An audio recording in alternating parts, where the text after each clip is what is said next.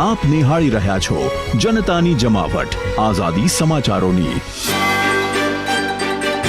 નમસ્કાર દર્શક મિત્રો, હું છું પાયલ શાહ। જનતાની જમાવટ ન્યૂઝમાં આપનું હાર્દિક સ્વાગત છે। નજર કરીએ આજની હેડલાઇન્સ પર।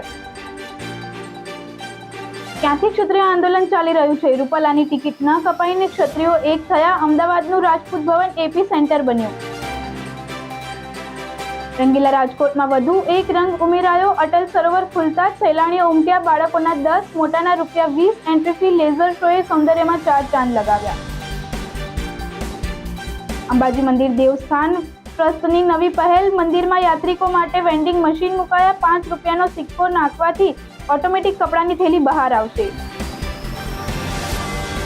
રાજકોટમાં યુનિવર્સિટી પોલીસ સ્ટેશન યુગલના લોહીથી લથપથ। નખત્રાણામાં પ્રેમી પંખીડાએ તીક્ષ્ણ હથિયારના ઘા માર્યા। પ્રેમિકાનું મોત, પ્રેમી ગંભીર।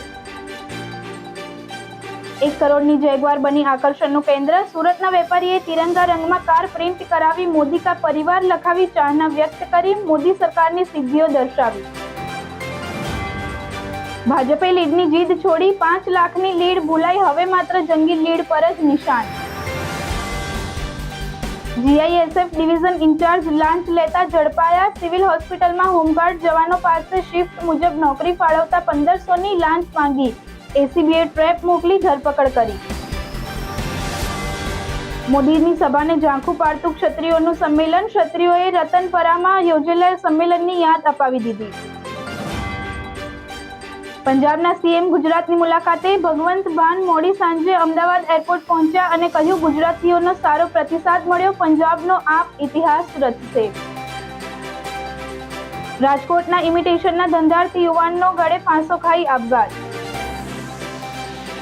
તો ફરીથી મળીશું આ જ સમયે આ ચેનલ પર। ત્યાં સુધી આપ જોતા રહો જનતાની જમાવટ ન્યૂઝ। નમસ્કાર।